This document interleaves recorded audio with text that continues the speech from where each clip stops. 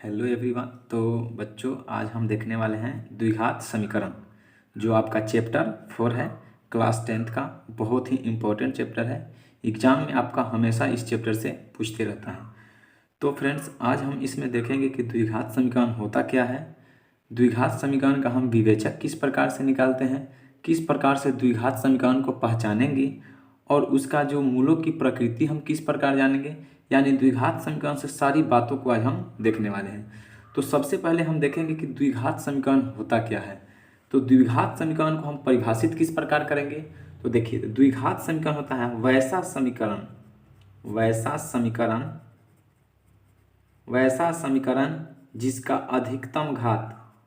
जिसका अधिकतम यानी अधिक से अधिक, जिसका अधिकतम घात 2 हो, उसे द्विघात समीकरण कहते हैं। द्विघात समीकरण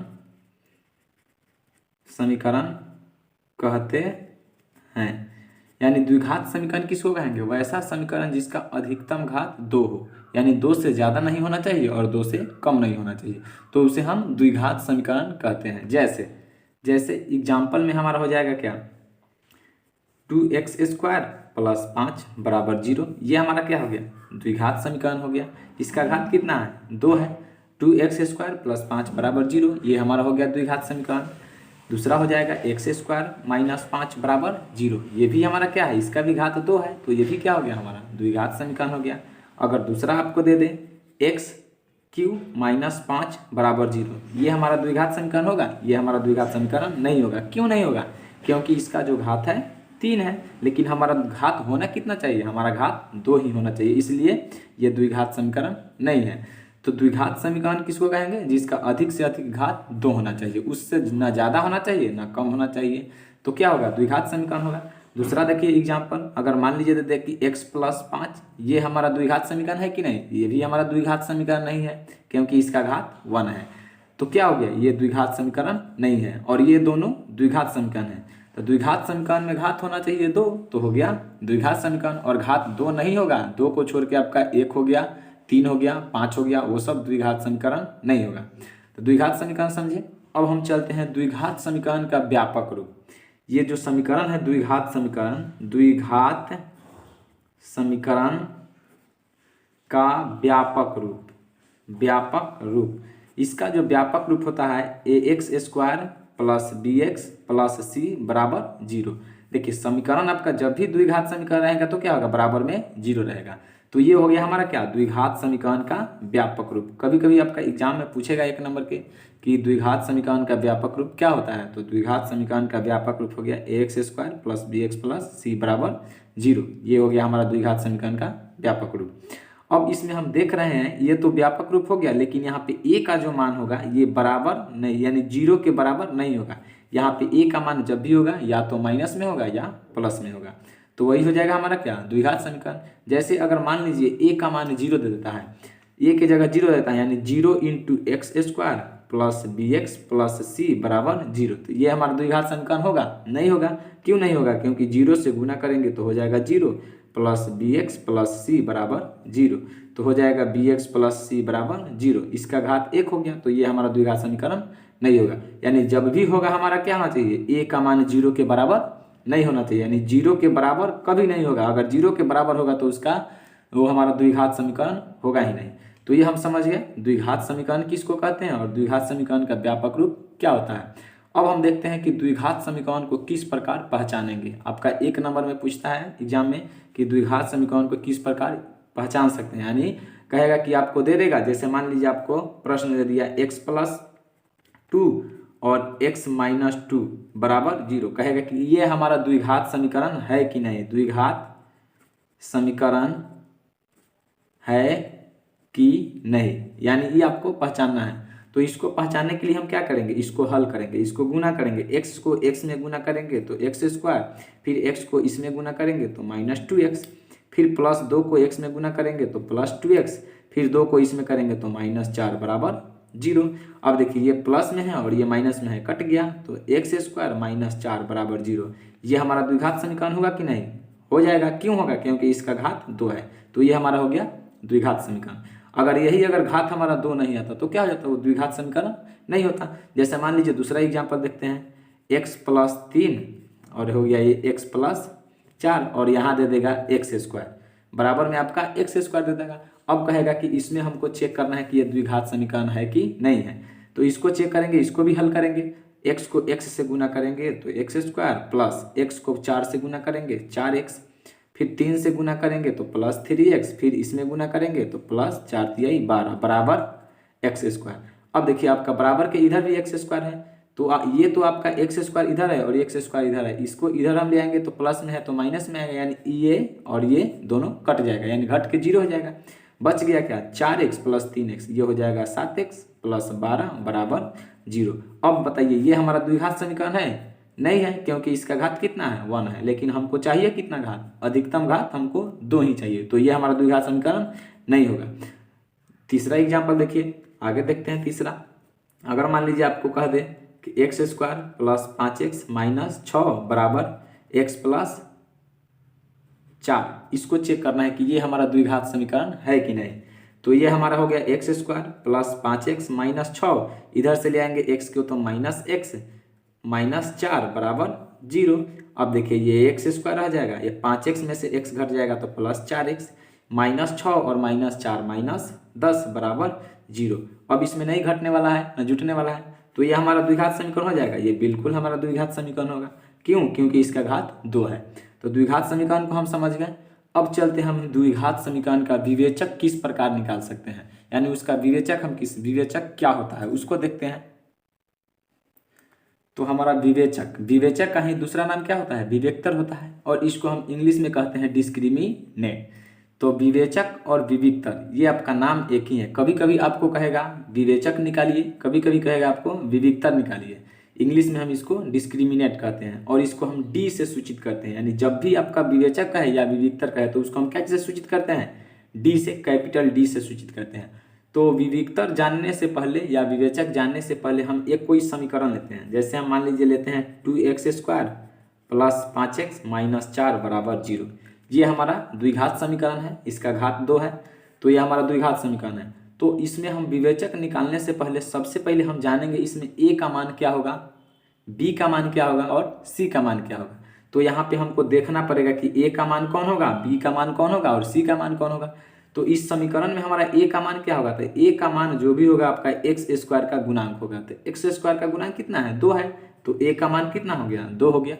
और जो b का मान होगा आपका क्या होगा, x का गुणांक, x की जगह आपका y भी रह सकता है। अगर एक्स स्क्वायर में है तो इसमें x रहेगा, अगर y में रहेगा तो y रहेगा।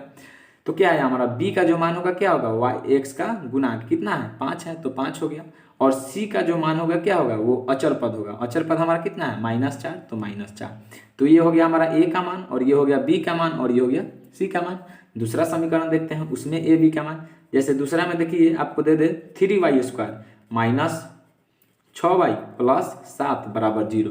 इसमें कहेगा कि इसमें a का y स्क्वायर का गुणांक कितना है, y का गुणांक कितना है, अचर पद कौन है। कभी कभी आपका एग्जाम्पल में पूछ देता है, यानी 1 नंबर क्वेश्चन आपका कभी कभी बोर्ड के एग्जाम में आपको पूछ देगा। तो यहाँ पे हमारा क्या हो जाएगा, a बराबर कितना हो जाएगा, a बराबर y स्क्वायर का गुणांक होता है, तो y स्क्वायर का गुणांक कितना है, 3।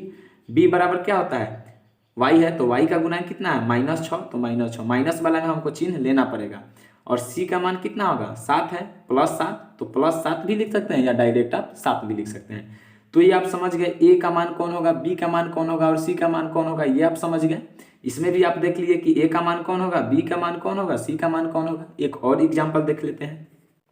अगर आपको दे दे 5z square plus 10z minus 7 बराबर 0, इसमें कहेगा कि बताइए इसमें z स्क्वायर का गुणांक कौन है, z का गुणांक कौन है, अचर पद कौन है, तो बता देंगे। अब हम देखिए इसमें a का मान कौन होगा, तो a का मान होगा वो z स्क्वायर का गुणांक कितना है, 5 है। b का मान हो जाएगा आपका z का गुणांक कितना, 10 है, तो 10 हो गया। c का मान क्या हो जाएगा, -7 हो जाएगा। तो हम a और b का मान निकालना देख लिए। अब इसमें कभी कभी क्वेश्चन पूछता है कि z का गुणांक कितना है, आपको समीकरण दे देगा, कहेगा कि z का गुणांक कितना है, आपको ऑप्शन में दिया रहेगा। आपको ऑप्शन में 5 भी देगा, 10 भी देगा, 7 -7 भी देगा, ये कोई अपना से 0 दे सकता है या कुछ दूसरा दे सकता है। तो आपके जेड का गुणांक कितना होगा, ये हमारा जेड है और इसका गुणांक कितना है 10 है, तो ऑप्शन में रहेगा 10, तो उसको हमको घस देना है। अगर पूछेगा कि जेड स्क्वायर का गुणांक कितना है, तो जेड का स्क्वायर का गुणांक कितना है 5 है, ऑप्शन में रहेगा 5, तो 5 को रंग देना है, जो पूछेगा उसी को रंग देना। अचर पद कौन है, तो 7 है, -7, तो -7 रहेगा, तो -7 को घस देना है। कभी इसमें -7 भी आपका देगा ऑप्शन में और 7 भी देगा, तो वहाँ पर ध्यान देना है कि -7 रहेगा तो -7 वाला को रहेंगे और +7 रहेगा तो +7 वाला को, लेकिन प्लस तो दिखाता नहीं है, सीधा 7 दे देगा, तो आपको ये बात ध्यान रखना पड़ेगा।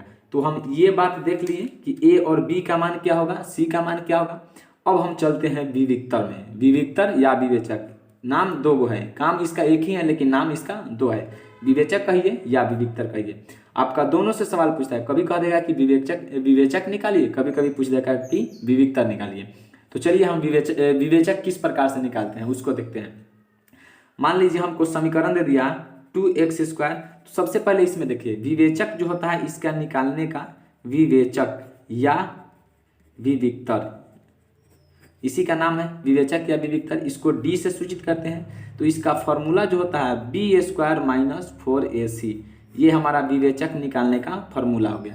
कहेगा एग्जाम क्वेश्चन में, क्वेश्चन आपको दे देगा, जैसे मान लीजिए कि आपको ये क्वेश्चन है 2x² + 5x - 4 = 0 का विवेचक निकालें, विवेचक निकालें, ये प्रश्न देगा। तो इसको किस प्रकार से निकालना है, देखिए अगर कह दिया आपको कि प्रश्न है आपका कि 2x² + 5x - 4 = 0 देगा, क्योंकि हमारा ये द्विघात समीकरण है, =0 का विवेचक या विविक्तर, हम दोनों लिख देते हैं। आपको याद रखना है कि विवेचक पूछे या विविक्तर कहे, काम एक ही है। विवेचक या विविक्तर निकालें।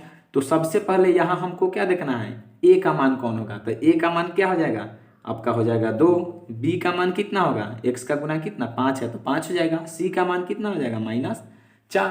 अब इसका फॉर्मूला हम क्या बताएं, d = b² - 4ac, तो आपका क्या हो जाएगा, यहाँ लिखिएगा d = b² - 4ac। अब हम क्या करेंगे, b का मान यहाँ क्या है 5 है, तो 5 का स्क्वायर -4 गुने a का मान कितना है 2, तो 2 गुने c का मान कितना है -4, तो -4। तो क्या हो गया, 5 का स्क्वायर करेंगे 25 -4 दूना 8, और देखिए ये माइनस है और ये माइनस है, तो माइनस माइनस प्लस हो जाएगा, 4 दूना 8, 8 चौके 32, तो जोड़ेंगे तो 25 को और 32 को जोड़ेंगे क्या होगा, 5 2 7, 3 2 5, यानी 57, यानी हमारा विवेचक क्या हो गया 57। तो हम लास्ट में लिख देंगे अतः विवेचक बराबर कितना हो गया 57। तो यही हमारा हो गया आंसर। विवेचक भी लिख सकते हैं, विविक्तर भी लिख सकते हैं, दोनों में से कोई लिख सकते हैं, या दोनों भी लिख सकते हैं, या करके दोनों लिख सकते हैं। तो ये हो गया हमारा क्या, विवेचक। दूसरा हम देखते हैं एग्जाम्पल। दूसरा आपका प्रश्न मान लीजिए देता है कि 3x² - 10x + 4 = 0 का विवेचक निकालें, विवेचक निकालें, विवेचक या विविक्तर निकालें। तो यहाँ भी हमको क्या देखना है, सबसे पहले लिख देंगे a बराबर कितना है 3 है, तो 3, b बराबर कितना है -10, तो -10, c बराबर कितना है 4 है, तो 4 लिख देंगे। हमको कह रहा है विवेचक निकालने, तो d बराबर हम क्या फॉर्मूला जानते हैं, b² - 4ac। अब b का मान है कितना आपको यहाँ -10, तो -10 का स्क्वायर कर देंगे, -4 गुने a का मान कितना है 3 है, तो 3 कर देंगे, और c का मान कितना है 4 है, तो 4 कर देंगे।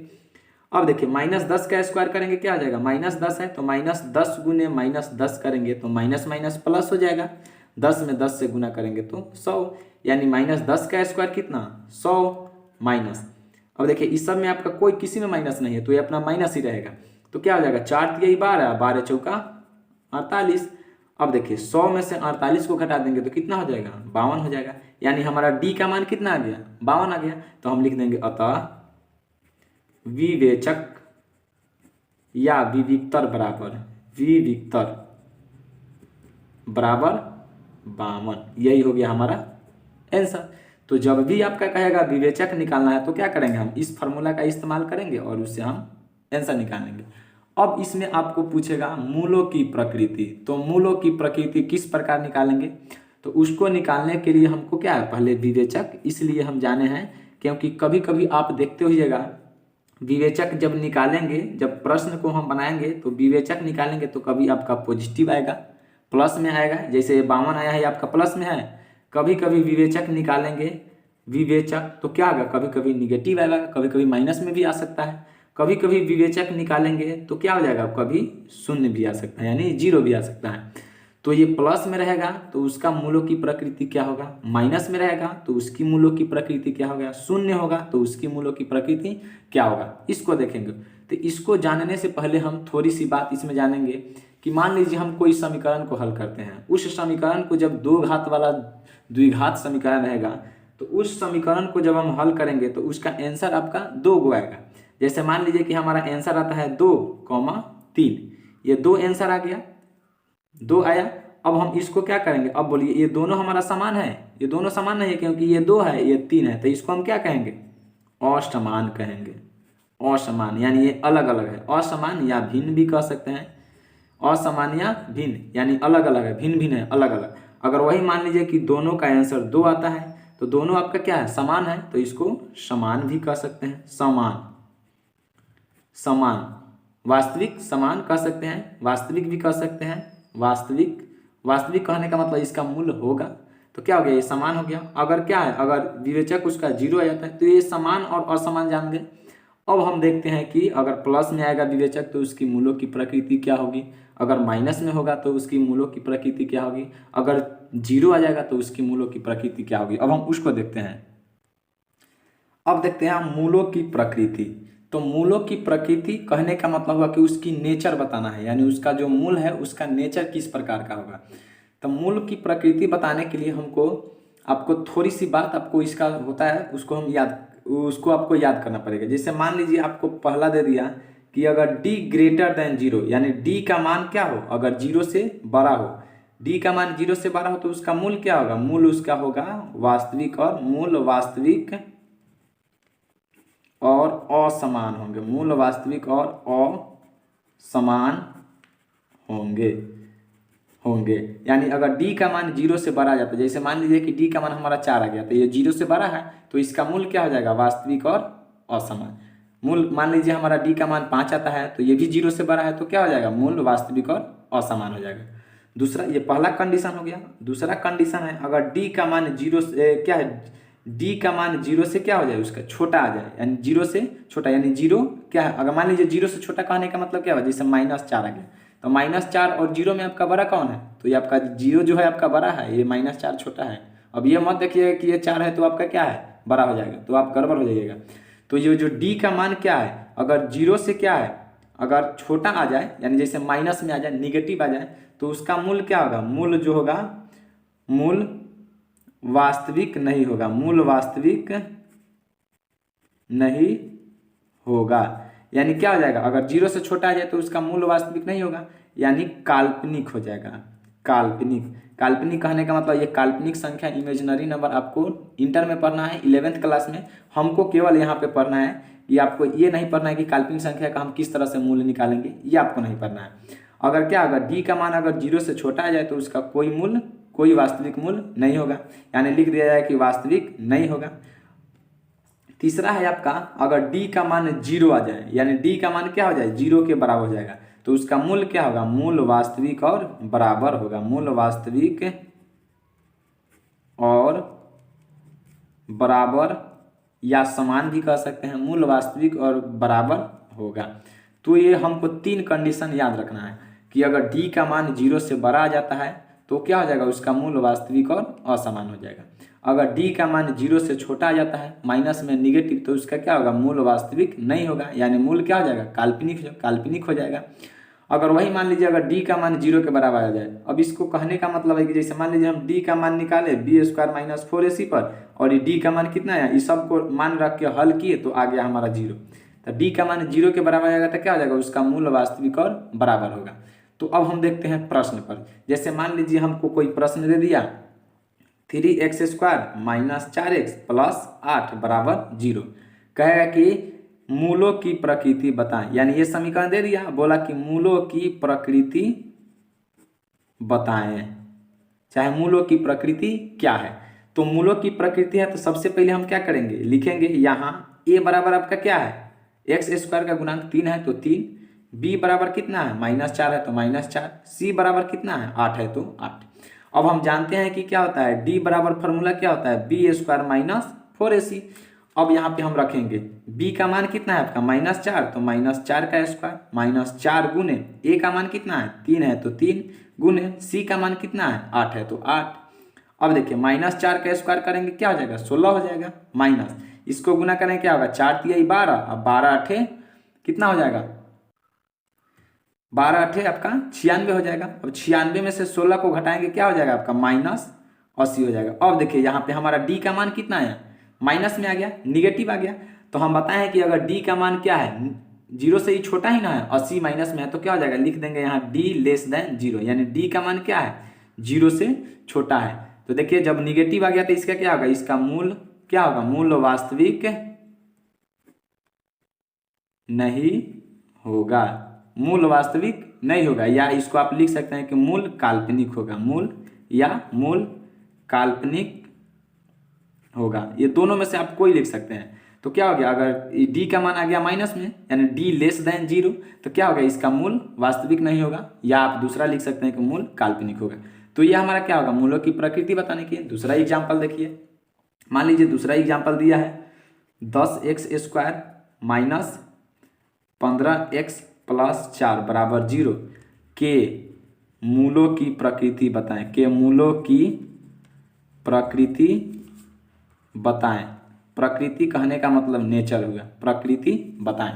तो हम क्या करेंगे, यहाँ पे हम लिखेंगे कि a बराबर आपका क्या है, b बराबर क्या है, c बराबर क्या है, पहले उसको लिख देंगे। तो a बराबर कितना है 10, b बराबर कितना है -15, c बराबर कितना है 4। a का मान क्या हो गया, इसका गुना तो 10, b का मान क्या हो गया x का गुना -15 तो -15, c का मान क्या हो गया 4 तो 4 लिख दिए। अब हम क्या करेंगे, डी निकालेंगे, यानी विवेचक, विवेचक से ही ना हम पता करेंगे कि उसका क्या होगा, मूलों की प्रकृति निगेटिव आता है कि पॉजिटिव आता है। तो विवेचक डी बराबर क्या होगा b² माइनस 4ac। अगर कोई आपसे पूछेगा कि मूलों की प्रकृति का विवेचक का फॉर्मूला क्या हो गया, तो हो गया b² माइनस 4ac।